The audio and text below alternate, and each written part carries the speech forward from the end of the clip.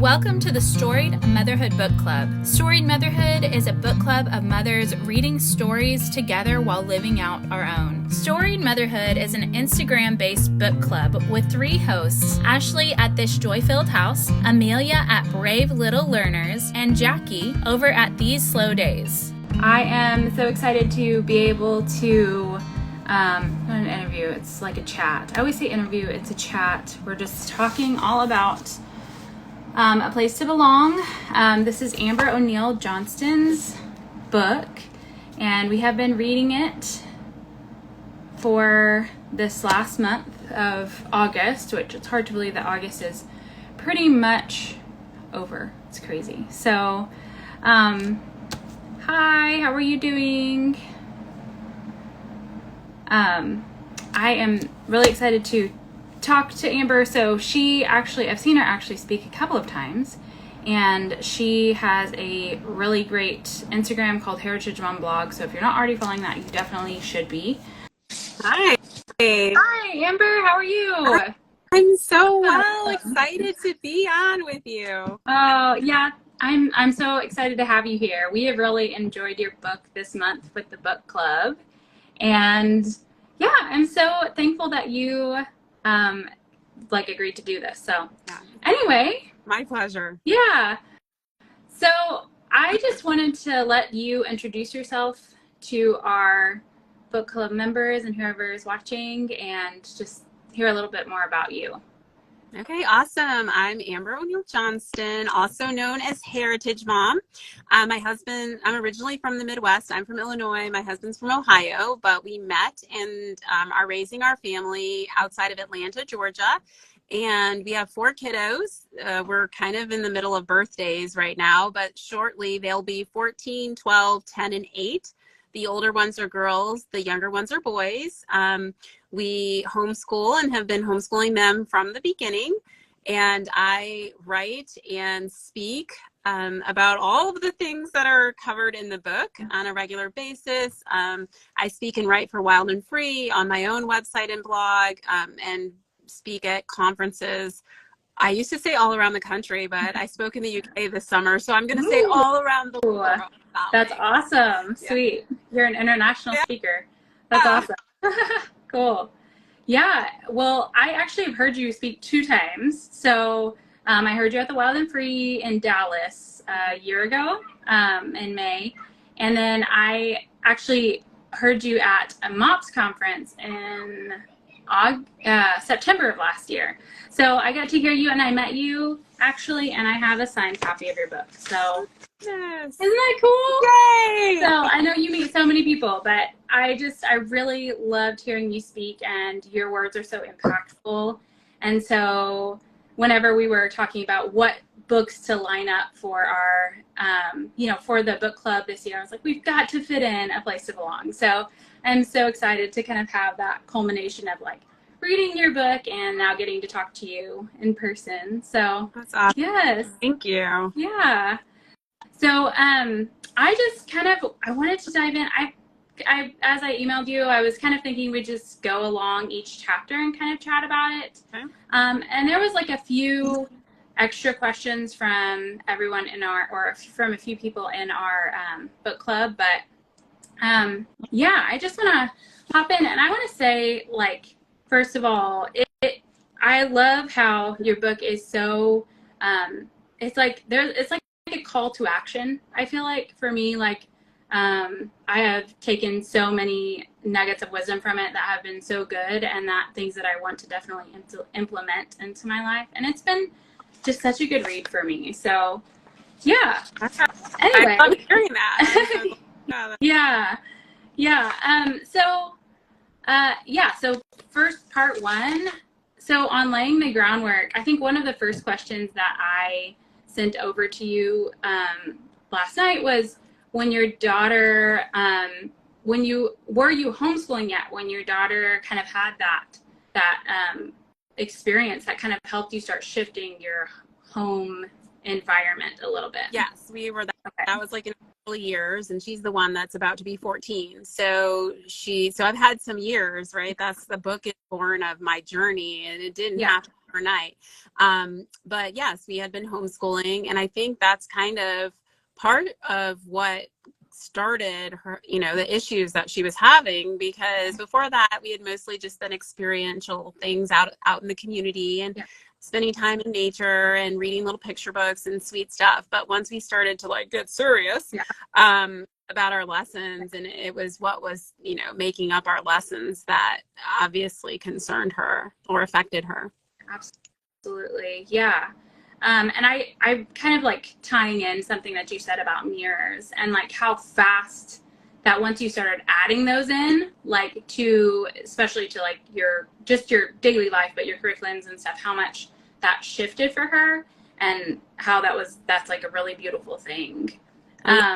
Very hopeful for me. And I think, should be for other people, because a lot of times, we're all growing too, right? Like I was giving her the best of what I had at the time, and I just didn't have anything else to pull from. So as I grew and I was able to do better for her, there was always kind of this fear, like I already messed up. Like it's already so bad that do I have the power to turn things around? And seeing how quickly, almost like miraculously, that's kind of what launched Heritage Mom. Because I was like, I tell you guys about this. Like, this is crazy. It's wild. Like, you have no idea how these changes, small changes, really, can revolutionize what you're doing. And it was very empowering for me, very healing.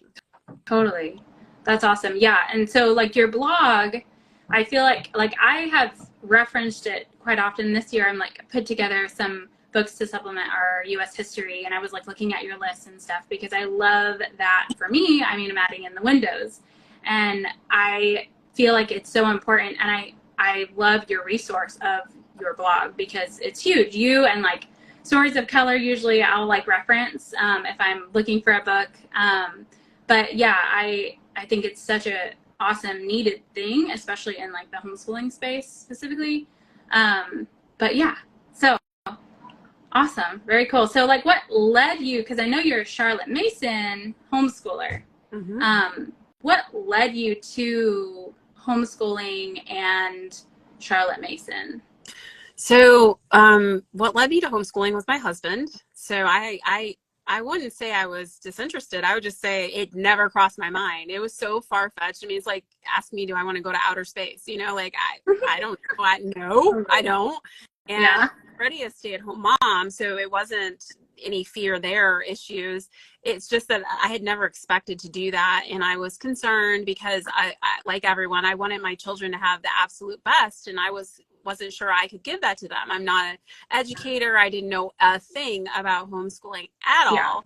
And he was very persistent. And eventually, after a bunch of conversations, he proposed. He's like, I really want this. And I know you don't, but would you be willing to try it for 1 year and give it all you have? And if you don't like it, at the end of the year, we'll put the kid, in school, we'll put our daughter in school, and I'll never ask you to do it again. And I was like, wow. Because I mean, it's hard to compromise and like have school, So I felt like he was offering up a reasonable solution, and I fully expected to do that year and be done. But I fell in love with it and never looked back. I mean, I fell hard. So that's amazing. That is so cool. And then the Charlotte Mason part, once we decided like we're gonna do this, I was up late at night and I took one of those like kind of hokey quizzes online, like what's your stuff? And it actually said, you would like Charlotte Mason, and then for each style it had, so you should read this book, and it had this book for the children's sake, and I ordered like a used copy because I was like, I don't know, and I read it and I started crying. I was like, wow, this, like, it's not that it was new or revolutionary. It's like this person had articulated so many of the things that I had in like my mama heart and that I hadn't been able to articulate. And she pointed a lot of it back to this like random British lady named Charlotte Mason. And that's kind of what started my journey. That's amazing. That's so cool. I love how your husband was the one who was like, I want you to try this, because I feel like in my experience, it was me, like it was my idea, and I had to kind of like pull my husband on board to it. So that's a really cool thing that your husband was so adamant that he was like, I'll make a compromise with you. If you hate it, like, you know, you can send him to school, but try it. And that's really amazing. I know. I've met him so many times. I'm like, you knew me so well. You knew me better than I knew myself. Isn't that so cool? Yeah. That's really, really awesome. Well, like for the children's sake, so I had never read it until this year. And I actually, after reading Modern Miss Mason with the book club, I was like, I have to read For the Children's Sake.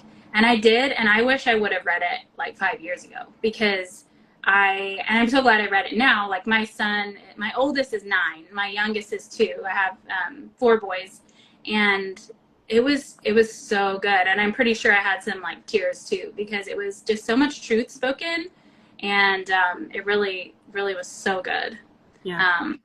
Thank you for sharing that about Charlotte Mason. Sure. I'm just like still kind of, I feel like digging in a little bit more to Charlotte Mason. So, yeah. I mean, I am too, right? Like, yeah. even all the, well, totally. I mean, people are like, oh, you're on the board of the Charlotte Mason Institute. Like, you're an expert. Yeah. And I'm like, I don't know that you can truly, like, who can claim to truly be like an expert? Because there's just so much there. Yeah. But I think that I'm committed. Yeah. You know, which is not the same as being an expert, but that's kind of where I sit. Yeah. Yeah. Yeah. I like the term lead learner. Like we actually do classical conversations as a family. So that's one of the big things that they like talk about, is being the lead learner. And like, that's kind of what you are with Charlotte Mason. You know, you're leading people, but yet you're also learning at the same time. Totally. And that's kind of a vulnerable place to be, you know, because it opens me up to, at times, you know, I've had people be like, well, that's not a living book or whatever. Yeah. And you feel defensive, you know, because I'm like really like, you know, like, hey, you know, but you have to think through it and come and say, like, either I see where you're coming from, or, well, it is in my house. It is for us, you know, and have it, you know, build confidence and everything like that. But you put yourself out there for criticism, and, you know, that's not easy, but I've grown a lot even in that. Absolutely. Yeah, totally.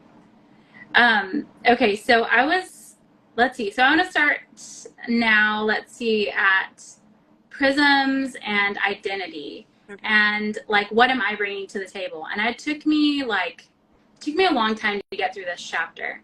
It was so full of like, oh yeah, that's good. I need to like think about that, and I need to work on that, and I need to really wrestle with like, what are my biases? What are these things that I need to work through as I, you know, grow as a person and educate my children, and what is my cultural identity?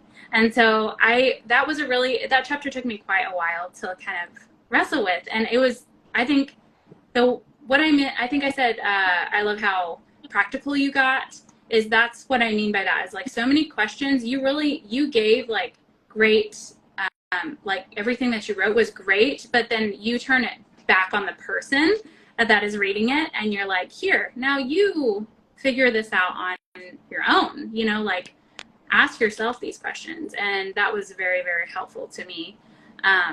It's not really a question, but yeah.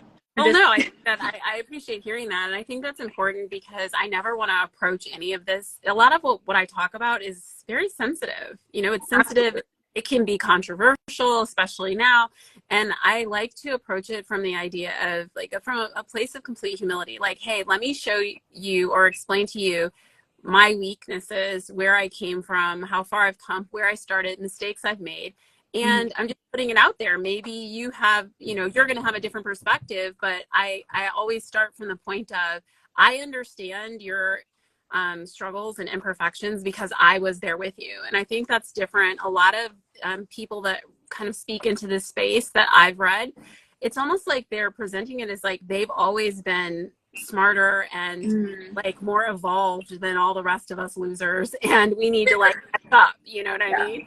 And I kind of feel like, gosh, I can't relate. It's like, well, if I don't see things that way, or it doesn't come as easily to me, then they're not really talking to me, or I can't understand or whatever. So I think that, you know, the idea that these questions don't have a right or wrong answer, they're just ideas ideas of things to think about, because how can we really lead our kids, into some pretty like serious areas if we don't even know what we think about them? And I think for the questions about, culture, cultural heritage and ethnicity and things like that specifically, I think in so many conversations, those conversations just directly go to Black and brown families. Like, they have a cultural heritage, they have ethnicity, but white people are just plain white and don't have anything to add there. And I think what I really wanted to bring across in the book is that that's just not true, that every single child on this earth has a family culture and a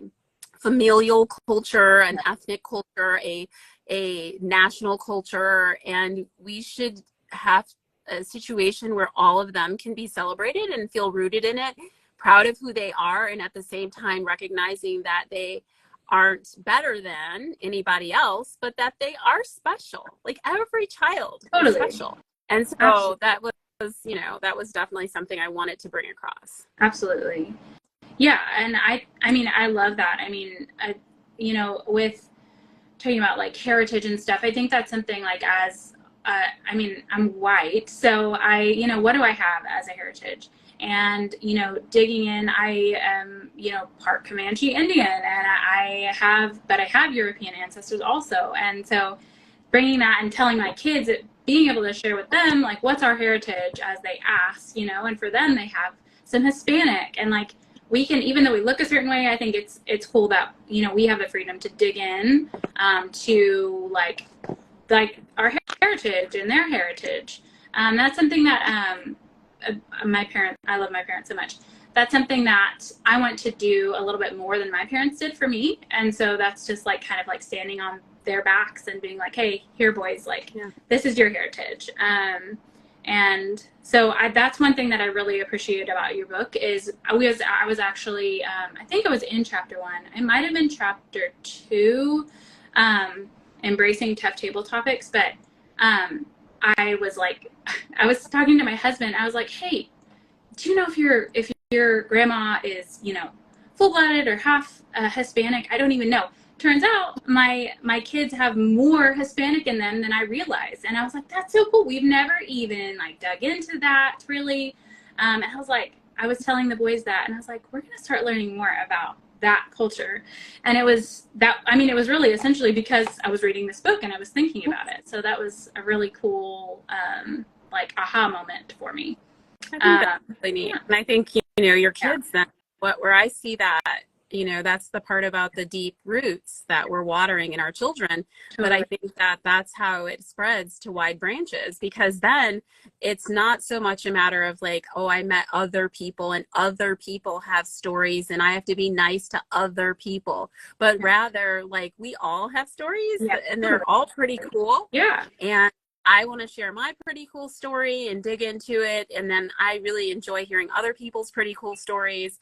And so I think that that's really important for children. And I think some of that has been skewed in recent years in ways that have been unfortunate. Right.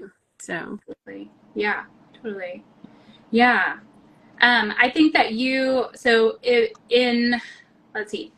But whenever we had our first Storied Motherhood book discussion last week, and it was great. I felt like your book was like a really good book to start on because you had like all of these built-in discussion questions, and I feel like this is a more of an in-depth book that we've read because it really does dive into like head first into social issues. And I feel like that's important. Like, we need to be reading those things as mothers who homeschool, and just mothers, not just homeschooling mothers. But we started talking about becoming an askable parent and how to become more of an askable parent. And because I feel like I do a kind of a bad job at being an askable parent sometimes, just simply because of the busyness of life. And so that encouragement that you had in there, like, no, this is actually a really important thing to be askable, was really good for me to read. I didn't even write anything else, but it just says be an askable parent on my notes. But that was a really great part. it is. I feel like most of the time I'm like kind of looking at my little, I kind of miss some of my boys sometimes. Like some of them are louder than others. So yeah. I have to like seek them out and like, you know, make sure that I'm available to them as well as my louder boys. But yeah.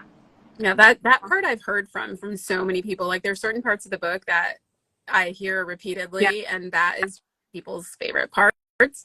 And I do think it's really important. And I see kind of this opportunity there to be our children's first line of defense for anything that they're wondering about. Yeah. And I kind of arrived at that in a different way, unrelated to the things I usually talk about. But my oldest, when she was younger, she asked me one day after going to like a little day camp thing for Girl Scouts one day, and she rode, and I was a chaperone, but she wanted to ride in someone else's car.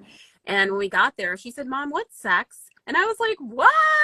Yeah. I'm like, why are you asking me that? She was like, they said it in the song that our leader was playing on the radio. And I was like, oh really, huh? And yeah. So I said, I just dismissed her because I didn't want to talk to her. She was like young. I was like, whatever. I was like, oh, that's something I'll talk to you about when you're older. And she's like, okay. Well, fast forward a few weeks, and we were invited to have dinner at a pastor's house. And his son runs in while we're having dinner, and he's like, oh, mom. And my daughter's running behind him like, please don't tell. And I was like, oh my gosh. Oh. And he's like, mom, she just asked me what sex was. And I was like, oh, why? But the family was really gracious. The mom has like 8 kids. She was like, oh, please. She was like, that doesn't even faze me. But what it taught me was that if I don't answer my kids' questions, then they're going to ask someone else. Totally. And that is terrifying to me, and it's not how I wanted to raise them. And so from that day forward, I thought to myself, I'll own the narrative in my home. And when these kids want to know something, I don't always tell them everything I know about a subject, but everything I tell them will be true, and I will answer their questions. Totally. I love that. Yeah. Thank you for sharing that story. And that like kind of that really ties in, I feel like, to the family ways chapter, because that's a way that I feel like you shared all of those things. I was like, this is a lot of things for her to share. I was like, that's so awesome that you shared those things that you had put together, and that is something that is a part of your family culture. But you can kind of proactively like answer some of those questions that your kids may come to you with before they even have to ask them with the 20 family ways that you mentioned. I think so. It's like an opportunity to tell the kids what your family stands for. Yeah. And I think I mentioned this in the book, but it also, the kids hold you accountable, so totally. I know my daughter talked about, I have stories for days. I'm a storyteller, but neighbor was over and they were playing video games, and we have one television, and they were standing up really close to it playing like tennis, and they were like moving their hands, and he hit the TV and it started bleeding in one corner and just like bled all the way through, and the TV was ruined. And when they came and got me and I came downstairs, I was like, the TV is ruined. And the little boy started crying, and he's 12. He's not that little, and I wasn't yelling or anything, but anyway, I went back upstairs to like breathe deeply. My daughter came up and she said, Mom, he's downstairs crying. I was like, well, I mean, he did break the TV. I don't know what you guys are doing. I didn't yell at him. And she said, but Mom, you said that people matter more than things. I was like, wow. So I had said that in our family, people matter more than things, and she called me on it.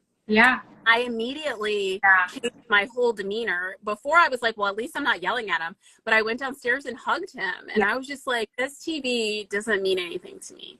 And we kind of worked through it. But if my daughter hadn't called my attention to what I told her our family is about, I would have carried on this path, So I think that not only does it help our children, it helps us to put on paper and define who we are going to be as a family. Totally. Yeah, absolutely. And I feel like I need to reread the book, but I love that kind of guideline for laying out family ways. And like, as I was reading, I was like, I have things, like we have our reason why we homeschool, and we have like all these things that we stand for, but I've never put a lot of those things on paper. And I think that is such a powerful way to like define something. It's like you can have something in your head, and then when you write it down, it's like, oh, this is like real, like this is legit. And so yeah, that's something that I still need to work on too, is like really defining some of those family ways. Another book that I've been wanting to read is the one by Sally and her husband Clarkson, 24 Family Ways, I believe. Clay, yes. Love that. And I love that book so much. Okay. Yeah, we went through that one year in the morning, you know, yeah. And we went through that book piece by piece, and it kind of gave me this idea. Theirs is a different premise, but the idea that your family would have things that you would teach your kids that you stand for. And I really thought that was just, for me, very inspiring. And the other thing is, you know, in the book, I talk a bit about legacy building and the things you leave behind, and how I want my children to be thinking of that. And I want to think of those things. And I know I would feel like I had died and gone to heaven if I had a copy of like my grandmother's family ways, you know, or how she was raising her children, or any glimpse of something like that. So the idea of writing it down and having copies that are in our, you know, family possession and collection is also something like I try to think of that as like a gift for the future generations too. Yeah. That's so cool. I love that. That's awesome. Yeah. I love it. Oh, by the way, you said just a minute ago, you said I'm a storyteller. And that is so true, because your book is so filled with just such good stories. I was like, this is so fun to read, because you share so much, and your stories are so like I can picture them so well. It's just, I love the way you write. So it was really, really cool. Thank you. I love that. Well, I think that's something I'll say, like a tool I think we can all use to get to know each other better. Mm-hmm. And I discovered the power of stories because, you know, again, the things I talk about can be messy and people are scared to talk about them, and it can be awkward. But for me, a lot of the dynamic came between myself and like my white friends here locally. Yeah. And when sometimes we would talk about a topic and we weren't seeing eye to eye. But when I tell a story to explain what I mean, they're like, oh my gosh, yes, like totally, I get it, you know, and the same with, you know, with me. And so I was really, I'm like, you guys, when we tell each other stories and make it personal, we are always on the same page. But when we try to like be all academic and talk theoretically about this, that, and the other, we tend to start bumping heads about things that we actually agree with at the core. Absolutely. So I think that storytelling is disarming. And when you want to be heard, it's helpful to tell it in a story. Absolutely. That's so good. Yes. Yeah. And I think that kind of ties it. I can see how you do love Charlotte Mason, because you really like tie in that living feel to your book, which is really awesome. This past summer, I heard Julie Ross with A Gentle Feast speak, and she did like this. She was like, I'm going to read 2 different stories to you about Andrew Jackson. And one of them was like just textbook, and one of them was a story. And it really is true. Like when our children hear stories too, and we hear stories, it just like impacts your brain so much. It's just like, it's so much better. It's such a better way to learn things and to listen and to disarm, like you said. Yeah, so it's really good. Yeah. Okay, so chapter, I'm like lost now, but I was really excited to get to your part 2 about books and like curating the home library. I know obviously this is like book club, and so a lot of us are already kind of like, you know, into books and books for our kids, and a lot of homeschool families in our book club. So yeah, like I love your definitions of pulling the mirrors. I had heard those before. I had heard those terms before, like briefly, but when I was reading, I was like, oh, this makes so much sense. This is like really important. And I feel like for like mirrors, reading your book made me realize how much more important they are than what I actually really even thought they were. And Yeah. So when did you hear this mirrors and windows? Is that a concept from somewhere else, or is that something that you kind of put together? No, so I feel like I kind of really brought it to homeschooling world and definitely Charlotte Mason community, but it was not my idea. It came originally, as far as I can find, from a retired professor from Ohio State University who was studying children's literature in her dissertation. And she wrote about this, and the paper was posted online, and it was a rabbit trail that led it to me. What I was at my house doing, sitting there, and I remember like tears being on my little iPad while I was reading, that I was trying to figure out why my daughter was like broken. You know, I was like, what is wrong? Like, this curriculum is so beautiful. These books, like my home library, is everything that everyone says it should be. I have all this beautiful stuff, literature, and it's making her sick. And so what is going on? What am I doing wrong? And whatever I Googled and clicked, I clicked through to her paper from like forever ago, right? Wow. And when I read it, it's like all these bells started going off in my head. I was like, that's it. It's not that the things that I was reading to my child were bad. It's that they were incomplete. Yeah.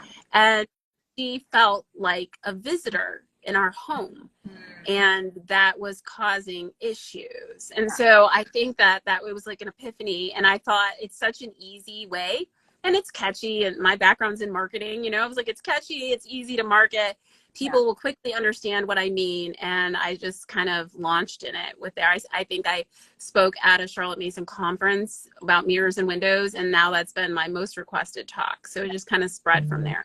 Yeah, that's amazing. That's so cool. I think that it is really it's such a simple like idea, right? That it's like so impactful if you implement it, and so important.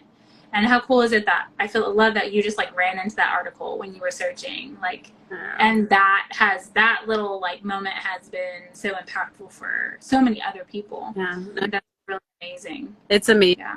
Really is amazing. And I think that one of the things I like most about it is that, you know, you said your oldest is 9. Oh, I have an almost 8-year-old boy, and I have a 10-year-old boy. So right in there, the books that my boys would read would be the same books your boys would read. It's not that they were suggesting they read a different set of books. It's that to my boys, that's a mirror. To your boys, it's a window, and vice versa.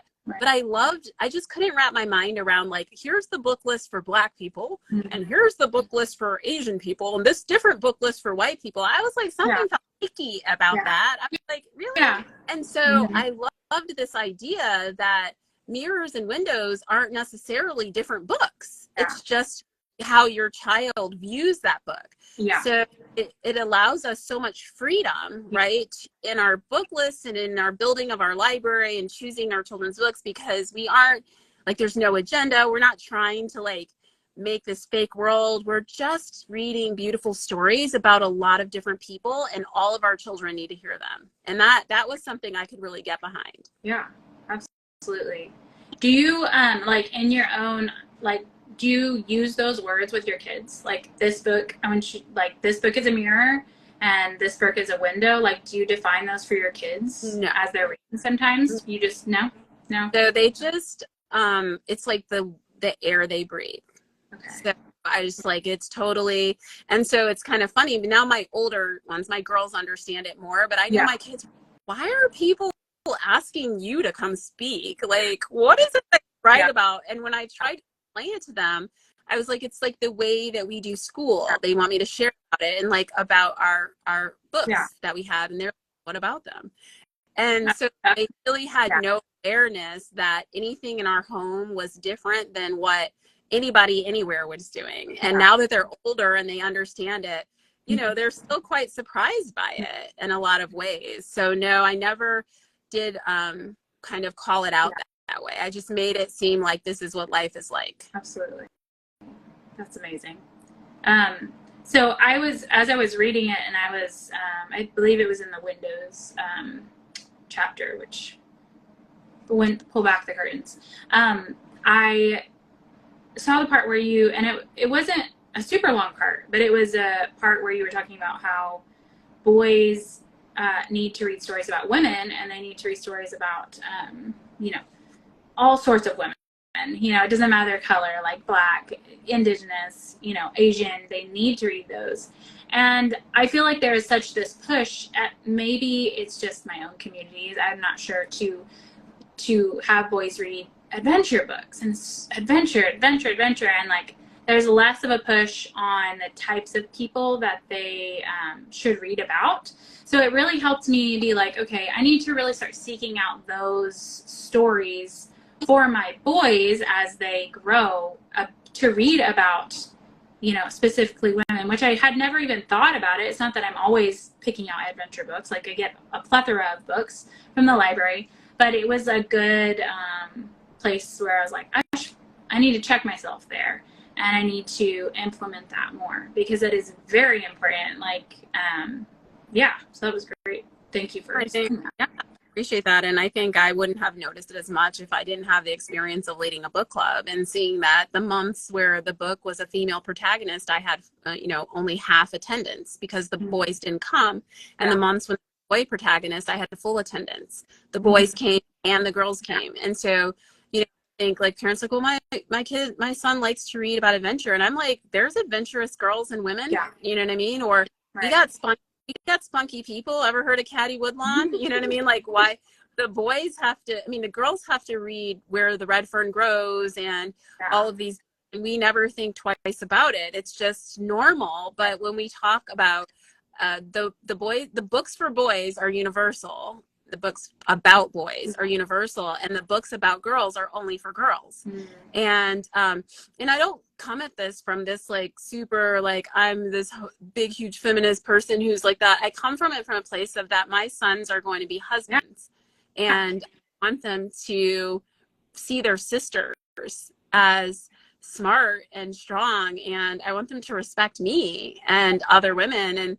And I feel like if they never hear our stories and never hear stories told from our perspective or our voice, if they never read our biographies to know what we do and how we feel and the different ways we operate, then we just all of a sudden snap our fingers, miraculously expect them to be these like hugely stand-up guys. So I think it's more, for me, it's more about that than any like statement that I'm trying to make with it. Yeah, that's good. I was going to add something I forgot what I was going to say. Oh, well, we have in our homeschool group that we're in, we do like a book club every quarter. So I've found myself up until, we did Anne of Green Gables, like not this past quarter, but the quarter before that.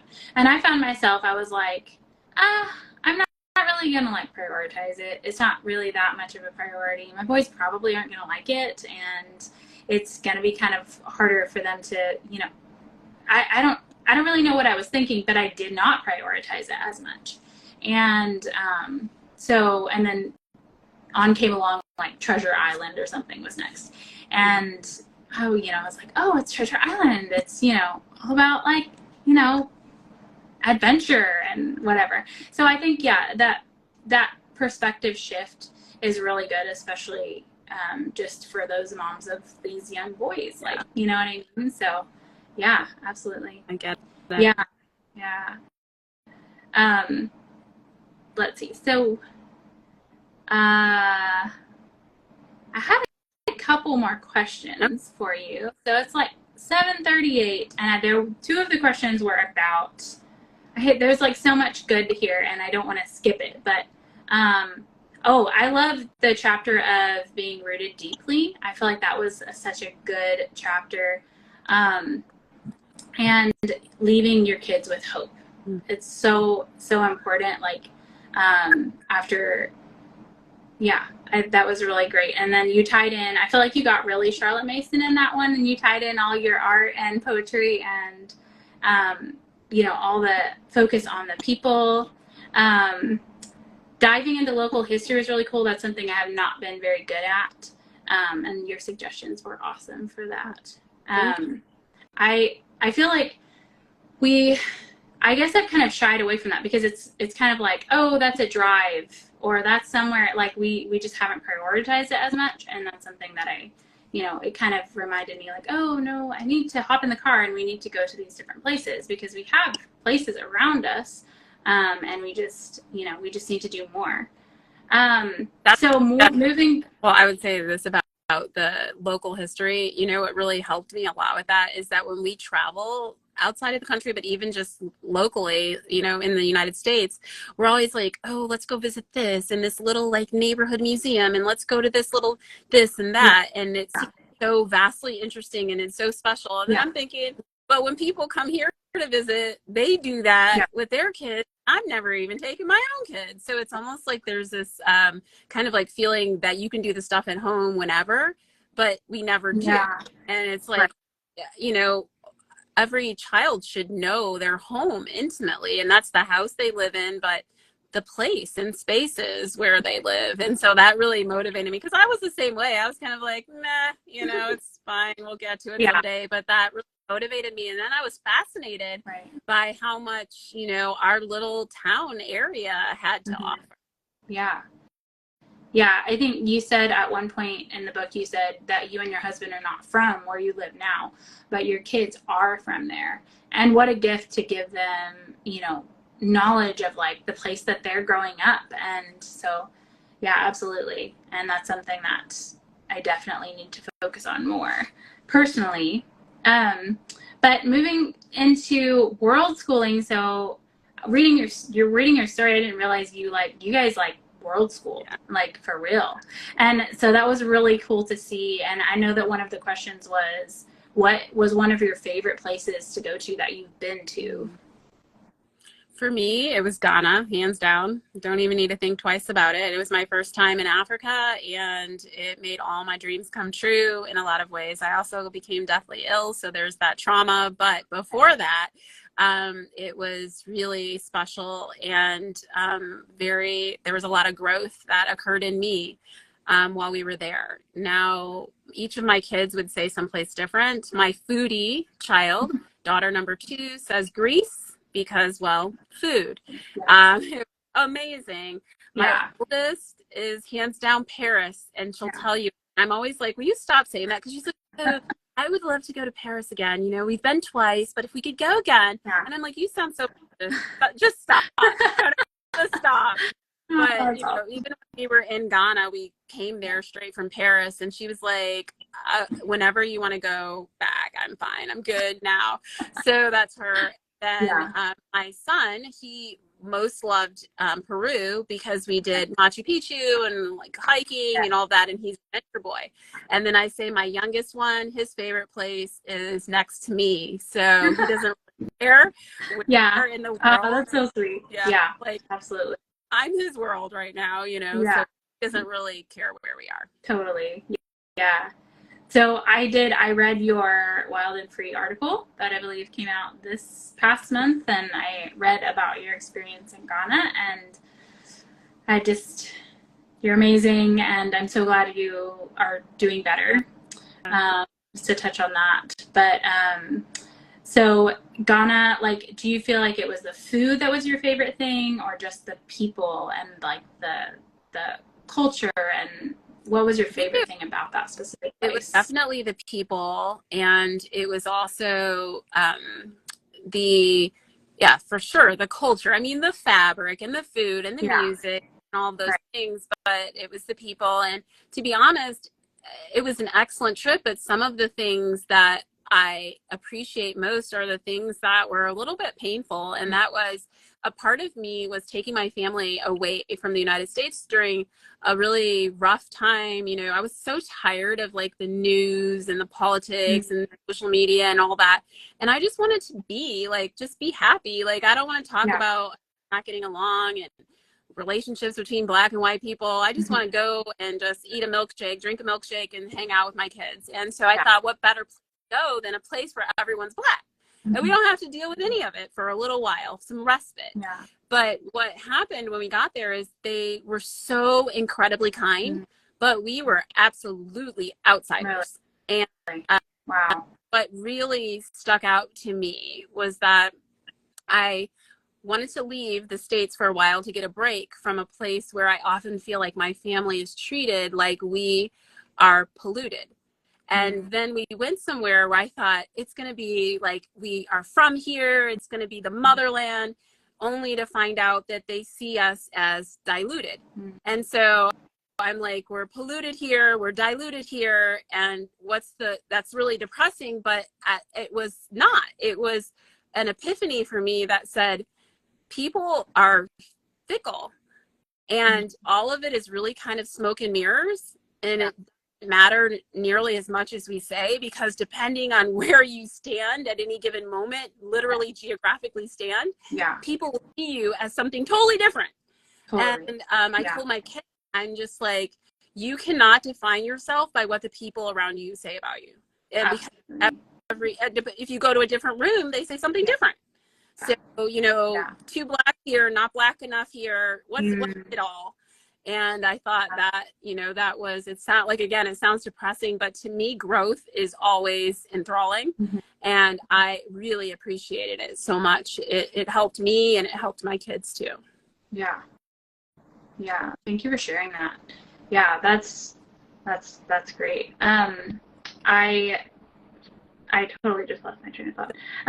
But thank you for sharing that. I think that there is you talked a little bit about privilege towards the end. I believe it might have been the last chapter 13. You talked about sow, reap, and harvest, and you kind of touched on that where you're like, I realize that my privilege that I'm gonna butcher what you said, but you were talking about privilege, and you were basically saying that I have a privilege.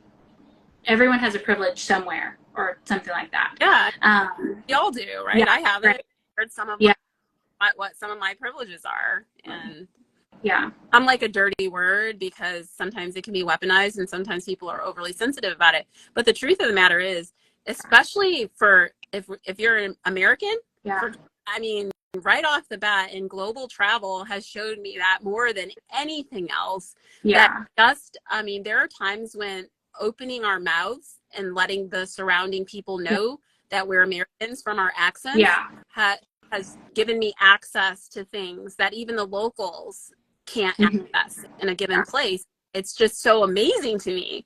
So that's something that we all have, and we have to, I think, recognize in order to have a full picture of kind of how we fit into the world. Absolutely. Yeah, totally. So as we kind of talk about this world schooling, is there any places that you guys are preparing to go to, your language wise, or just mentally researching that you guys are planning for a world schooling trip anywhere? Yeah, our goal is to spend a few months on every continent before our oldest graduates from high school, and so we're going to Asia next. Awesome. And then we also have plans for East Africa, which is where we originally were supposed to be, in Ethiopia. But I don't know if people can remember, but when we were planning that last trip, they had war. They had a war, and it was inching closer to the capital city where we were planning to stay with friends. So, so we'll swing back about. But Asia next. I don't know exactly where, but our number one location right now is Thailand. And then we'll go back to Ethiopia and East Africa. And then we have Australia. And we'll be done with the continents, and then we'll just start going wherever we want. That's so cool. That's amazing. I think that I love, you did really break down how you make this work. And that was a really cool thing, because a lot of people, when they hear the word world schooling, or even when I think about it, I'm like, oh, that's for other people. Some other people do that. And I feel like you make it is just a priority for you. And I think it's like anything in life, right? We make priorities for what is a priority for us. And so you breaking it down and looking at it and really thinking it through, that's so inspiring. And I hope it does help families who have been on I want to do that, to really take the leap and do world schooling, And one of the questions, I hope that someone chimes in. I posted a question today in Storied Motherhood, asking about what are some ways that you're already implementing homeschool or world schooling into your daily life, and what does that look like? So somebody comment on that, please. But anyway, I wanted to give you some space. Obviously, your book, I really enjoyed it. It was very very thoughtful for me, and it was just hearing you speak. I think you bring your words just bring to the table just depth that I feel like that everyone needs, but especially like in this social like climate that we're in, it brings understanding to me as a white woman. And I loved reading it, and I loved hearing you speak. And I really wanted to give you like some time to talk about your blog and like anything that you have coming up, or any more books or anything like that. So Thank you.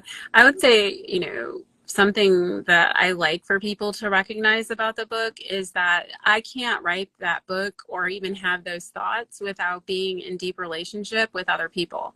And so I think that I used to wonder growing up, like, why am I in this environment where I'm like always the only Black girl? Like, why is this happening to me? Like, why is my life like that?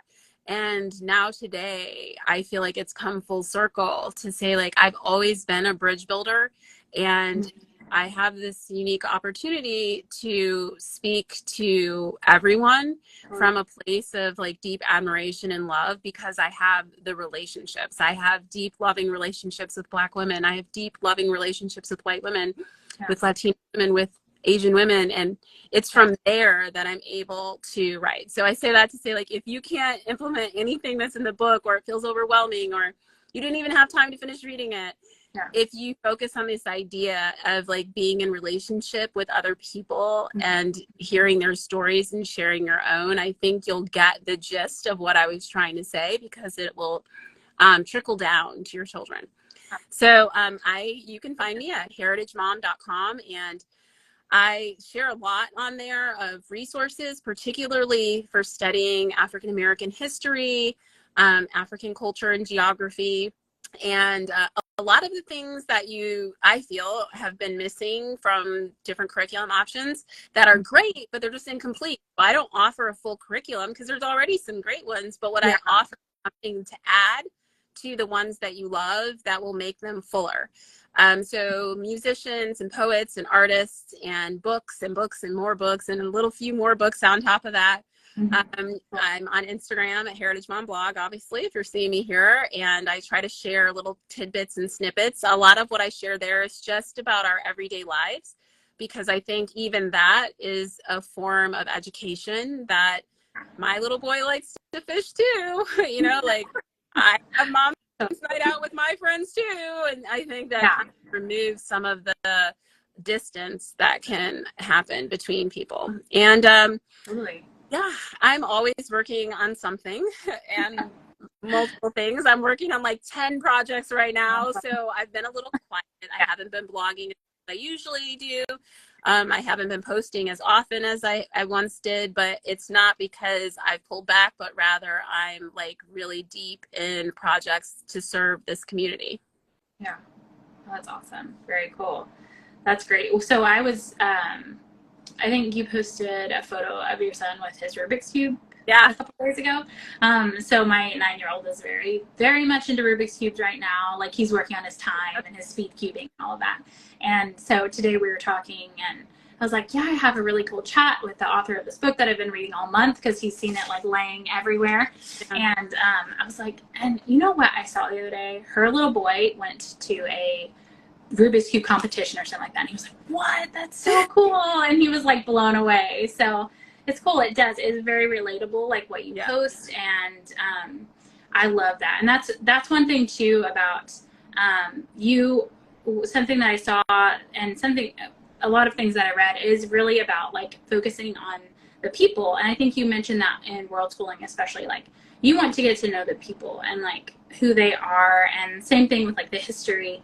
And because it's the people that make the stories. And so that was a really, really beautiful thing about your book also. So, yeah. I do have a couple things. I saw that somebody asked if I'm thinking about another book. That will be always. I've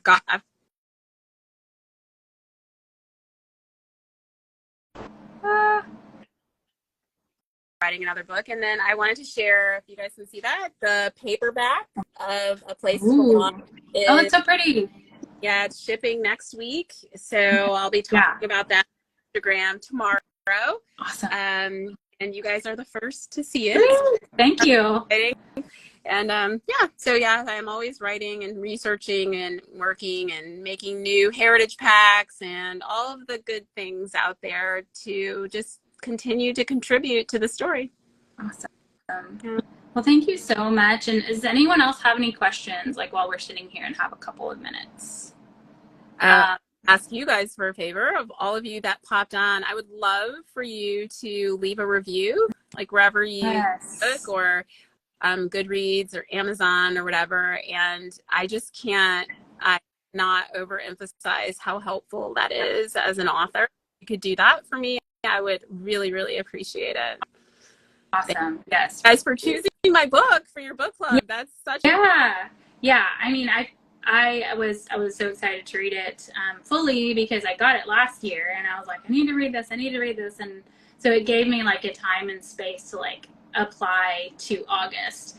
And August has been really busy, of course. I mean, I think it's busy for a lot of people, obviously. But it's been nice to be able to just like sit back and take my time with it this month. So anyway, okay, so let's see. Hannah at the Whispering Glen said, cool, will you have that at the Wild and Free conference? I'm assuming in Franklin? Yes. Yes, I'll have it there. Very, very cool. Very cool. Okay. Well, thank you so much for chatting with me. Yeah. And we will definitely like share your resources on our stories and also remind about reviews and stuff too. Thank you for joining me, and this has been really great. I appreciate you so much. It was awesome. Thank you so much. Bye, everybody. Bye.